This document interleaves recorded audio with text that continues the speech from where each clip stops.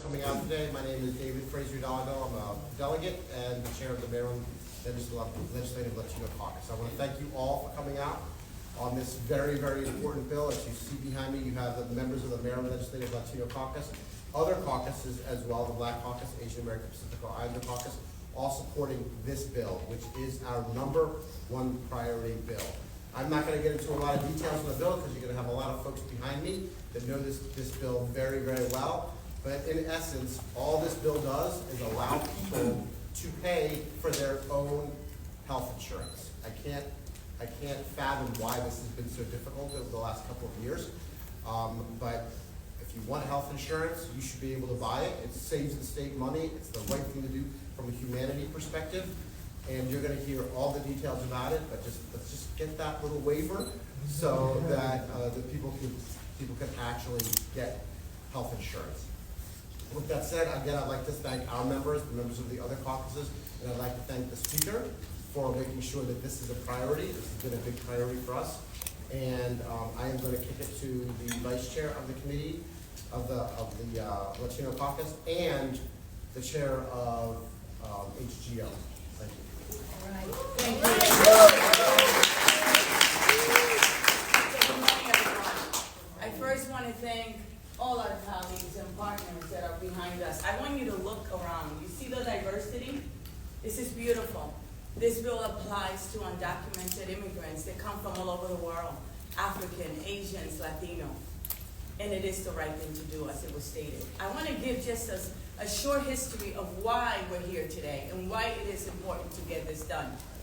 Before we adopted Obamacare in 2011, Maryland had a population of about 6 million people, and 14% of them were uninsured. After we adopted Obamacare, created the Maryland Health Benefit Exchange that works beautifully, they're a great partner, and we expanded Medicaid, we reduced the number of uninsured by more than 50%. For the first time, people in all 23 counties in Baltimore City, 24 different local governments had insurance. Who was left?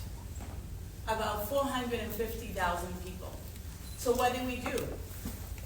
I introduced a bill, which I was the primary sponsor with the help of my colleagues here, that created the reinsurance program. That reinsurance program helped people that were paying a lot in premiums. They were in the individual insurance market. They purchased their insurance through their employer and were not able to get all the other subsidies and help from the exchange. That bill has been able to keep those premiums low for the last 5 years. That little bill brought in $1.2 billion to the state of Maryland. What else did we do? With the help of Vinnie DeMarco and many of our partners here, I introduced a bill that said when you do your taxes, there's a little box that says, do you have insurance? If you don't have insurance, may we connect you to the Maryland Health Benefit Exchange. And why is that important? Because the Maryland Health Benefit Exchange has navigators, has a lot of help, and is able to screen people for insurance and for Medicaid. What else did we do? Delegate Ken Curry introduced a bill that actually created and allowed subsidies for young people. What else did we do? I introduced the first of its kind in the nation, the Drug Prescription Affordability Board, with the help of our partners. All of that has helped us reduce the number of uninsured and make sure that people can afford it. So who is left? I want to make it clear that we didn't start with this population, that we left them for last, and that it's the right thing to do so that everyone has health insurance. We have about 350,000 people without health insurance in Maryland. 275,000 of them are undocumented immigrants. 275,000 of them. Where do they get their care? In the emergency room. Maryland has presently the worst emergency room in the entire nation. And we're working on that this session, and we'll get to it. But part of the reason is this population. Why is it important to cover them? Because it helps our waiver. Maryland has a unique waiver. Why is it important to cover them?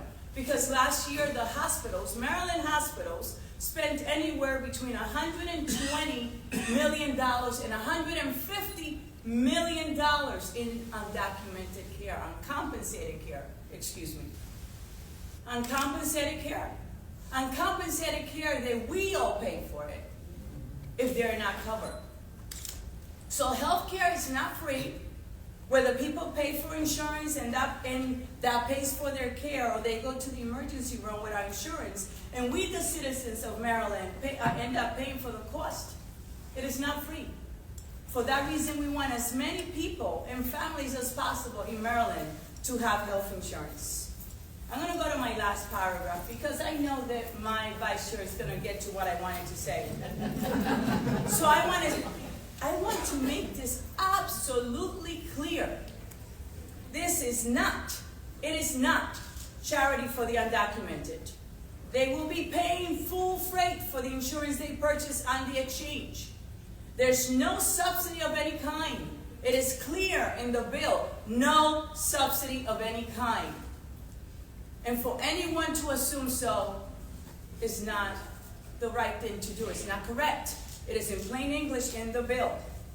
All we are doing is allowing this community to benefit from the competition of the public insurance exchange that results in more affordable health care that is available, better than it's available anywhere else. We know that the private insurance market, when people say, oh, they can go to the private insurance market, it is expensive. And there's someone that doesn't speak the language can be taken advantage of. This undocumented community lives in the shadows. They come from government where they're persecuted and abused. The exchange provides trust. It is backed by the government, by us. Honest people, hardworking people. There's a big difference between the private and the public market, especially for those that live in the shadow, as I said, and are often abused. This doesn't cost us anything, especially in a year where we cannot create new programs. It is free. And the fiscal note says that it won't cost anything, that it can be done with existing resources. So I want you to ask yourself why you cannot do it when it doesn't cost anything and when it will help all of us in Maryland and they will pay with their hard-earned money. Thank you.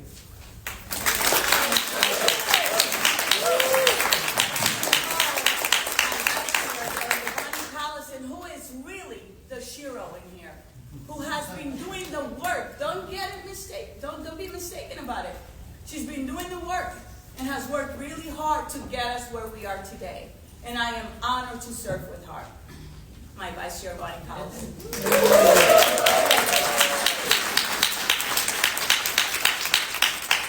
Thank you, Madam Chair. Thank you to the Latino Caucus for sponsoring this press conference, for bringing us together on such an important issue. And my chair actually said hit the really high and key points to this bill, but I want to just broaden the context a little. Every morning that I'm home, outside of session, and once in a while I get to go home during session, less and less now, but I walk my dog. And I live in District 19 in Montgomery County, in a beautifully diverse district, in a beautifully diverse neighborhood. And as I walk around, I see my neighbors who are Ethiopian, who are Middle Eastern, who are Hispanic. And I talk with them. Now, I've never asked them about their legal residency status, but every morning I see them going out to work. Every morning I know that they are, and I see them coming home in the evening after working all day. Some of them more than one job. And some of them, I'm sure, do not have health care because they don't know how to access it.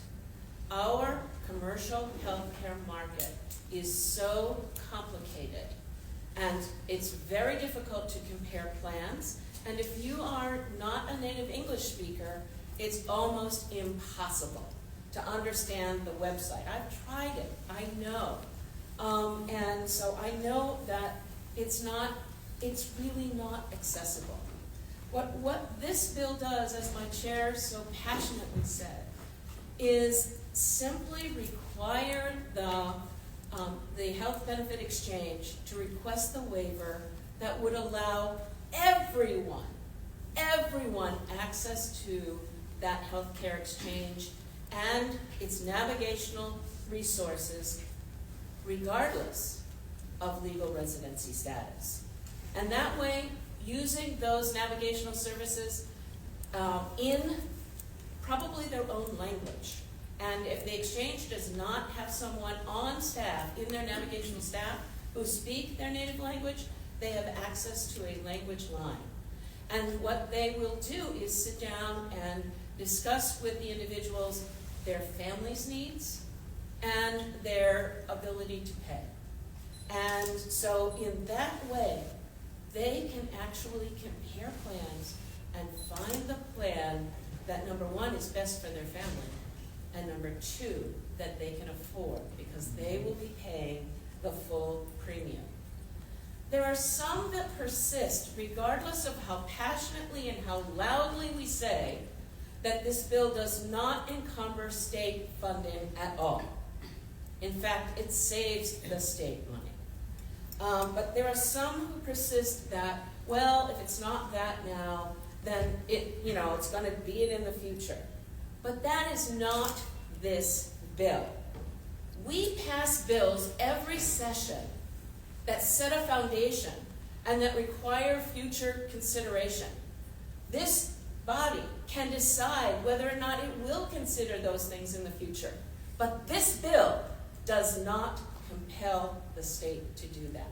This bill simply provides access and to those without legal residency status. We judge every bill on the merits of the bill itself, and the merits of this bill is it's the right thing to do for people in our state and will cover more people with health care. And number two, it's the right thing to do for the state because, as the chair said, it will stabilize our insurance premiums for everyone in the insurance market. It will reduce the amount of uncompensated care. It will reduce emergency room wait times. So it has the merits of this bill are pretty overwhelming, and they don't cost anything.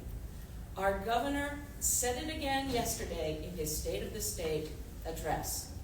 Leave no Marylander behind.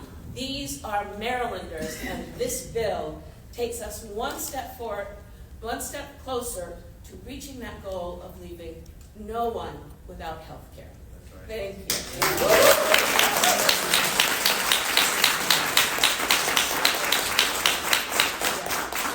Extremely grateful to have Senator Antonio Hayes be my cross-file in the Senate.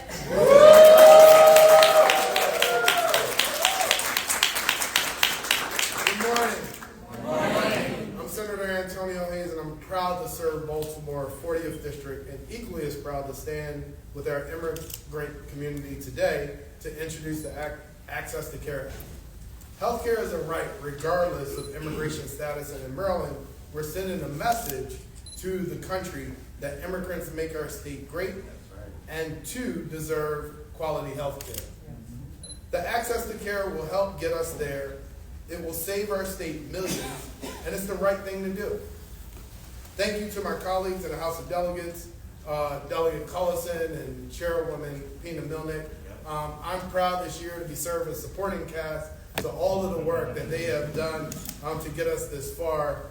Thank you to the Latino Caucus and the Immigrant Justice Advocate. We're joined this morning by Chair of the Legislative Black Caucus, and in remembrance of that history, and as we stand on the shoulders of our ancestors, I'll leave you with this: that healthcare is justice. And Dr. King once said that the arc of the universe is long, and it builds towards justice.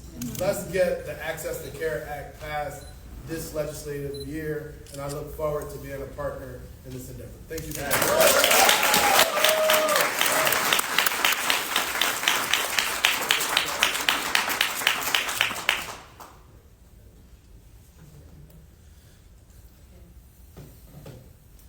Good morning. As the chair of the AAPI caucus and a legislator, I stand before you today to express our strong support for the renewed effort to extend healthcare access to all Marylanders. The proposed Access to Care Act represents a crucial step to our collective pursuit of health, equity, and justice. While starting before here, I do remember my own journey. In 2005, when I came here in this country, I used to work at a gas station. And I also do remember the journey of the Maryland General Assembly. When Jefferson and George Washington came to unite this United States, this body was already 150 years old. That means when you read the Jeffersonian quotes, life, liberty, and pursuit of social happiness. This is one of the bill that guarantees the happiness to everybody. So over 300,000 Marylanders without health care is not a justice. It's not just a compassionate one.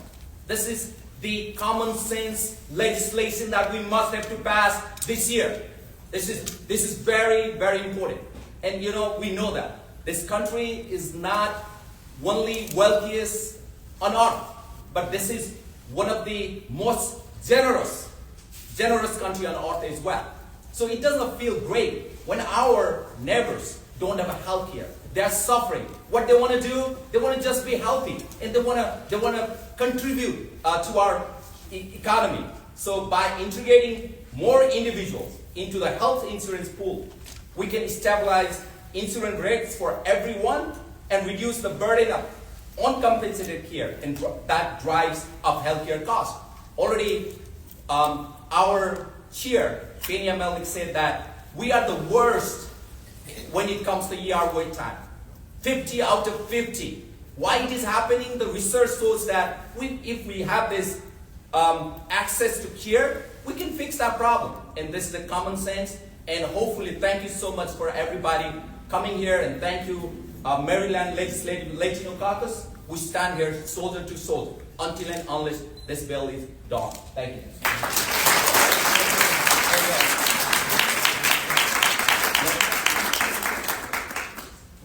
I wanted to make sure that the chair of the Black Caucus, Delegate Watkins, gets a chance to talk. She has been instrumental in making sure that all of our caucuses come together, because we are so much stronger together than we are apart.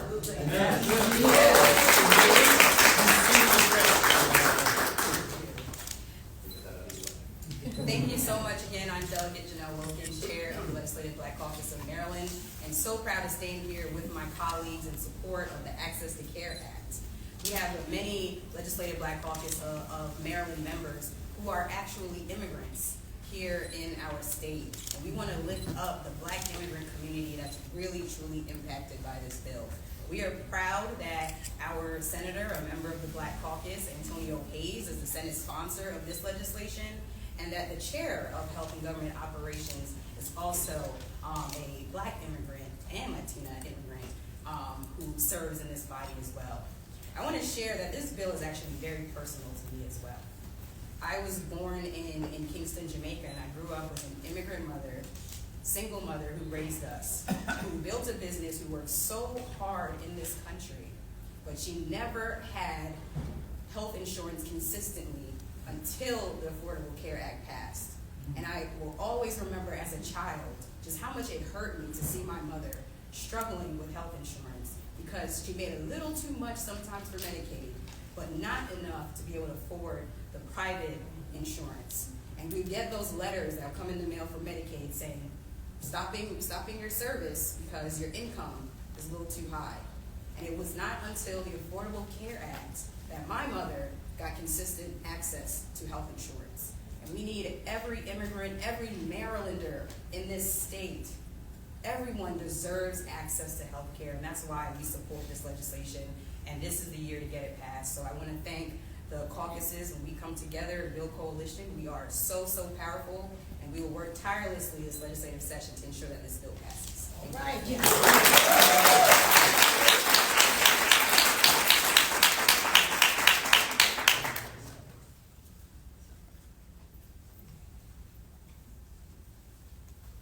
Good morning.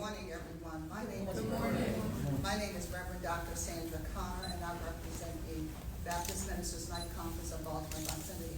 I'm also here on behalf of the coalition of over 400 businesses, union laborers, faith organization that are representing healthcare for all.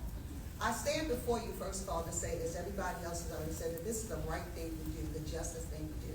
I have a favorite scripture that I'm going to just simply paraphrase. It comes out of 3 John. I'm a faith leader, so therefore I can do this. Coming from 3 John chapter 2.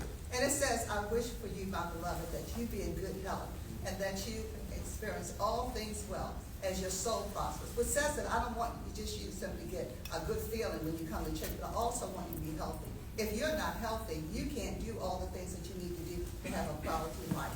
I stand before you to say this is not only the right thing to do or the just thing to do, it is one thing that God says that we do, that we live justly and we have mercy. This is a mercy cause for us to do, to make sure that everyone has excellent health care and the ability to get it. Personal note, I just recently, a month or so ago, tried to get one of my members through the Health Connections process.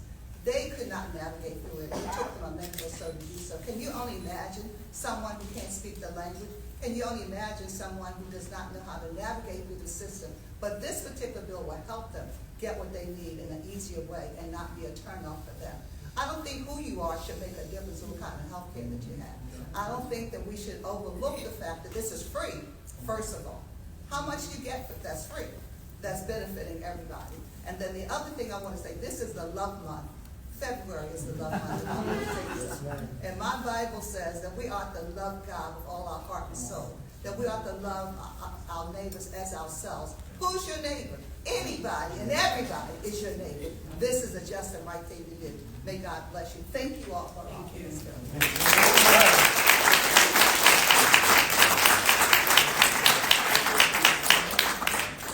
Good morning. I'm Dr. Sandra Bruton. Wanting to take a second to just give you a little bit of perspective from the field.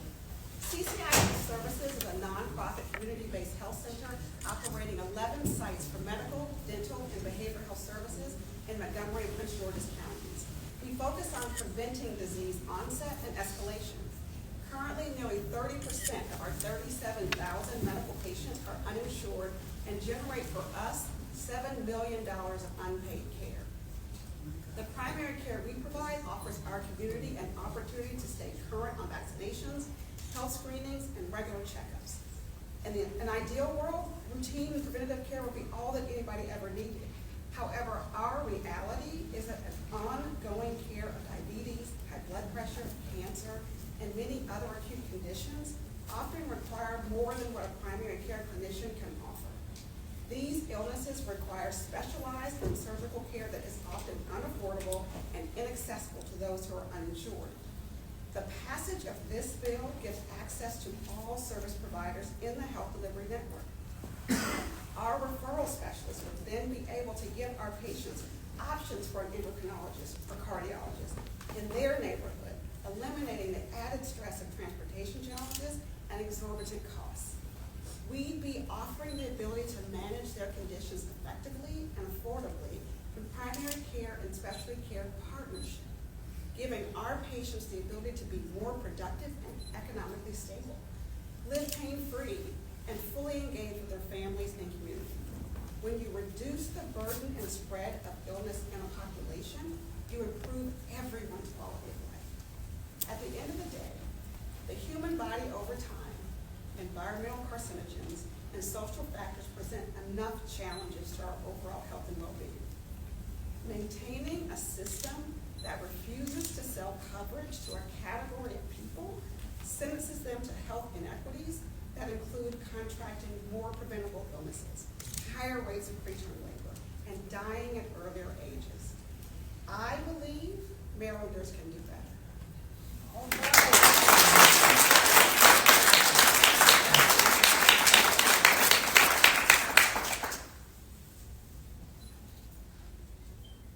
My name is Ligia Peralta. I'm a pediatrician, adolescent medicine specialist, and serve this community every day.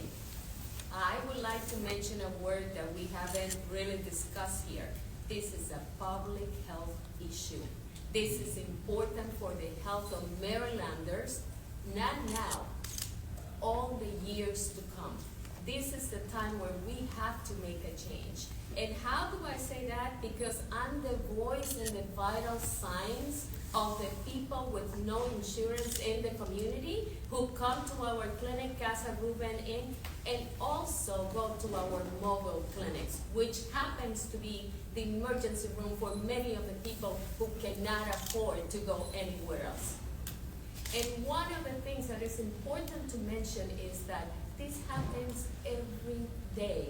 I would like to illustrate just a couple of cases in terms of how a very benign and an issue that is irrelevant for many of us becomes a serious problem for many of the people who have no insurance. This is the case of a 6-year-old I just saw last week who came to my practice because the school sent it. This is fragmentation of care because the family had no access to anywhere else. And they sent it to us because we had no red tapes and we can see this child. This child came with a mass in the forehead from a cold that is totally preventable. Developed sinus infection at 6 years of age. It went not only to here, it went to his bone. It had infection in the bone. At that age, this is something that we no longer see as primary care physicians. We don't see that, and this is what we need to stop. That increases emergency room visits, hospitalization, and including ICU and death. Because if that access goes to the brain of that child, he dies. So we are not only talking about reducing cost by giving people access to care that they need, but I'm not talking just about that child. I'm talking about even little ones who are brought by her parents to here, to Maryland. And I just had a case of a 5-month-old baby girl who just happened to be exposed to a bacteria through food or water. We don't know. And that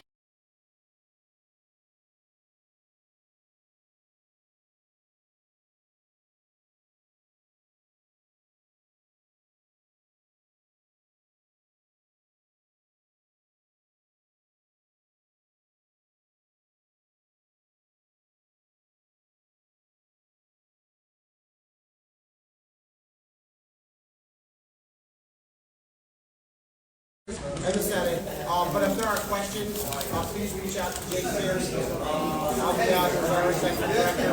We're happy to answer your questions later. We're happy to get your answers on the number one priority. Thank you. Thank you, everyone.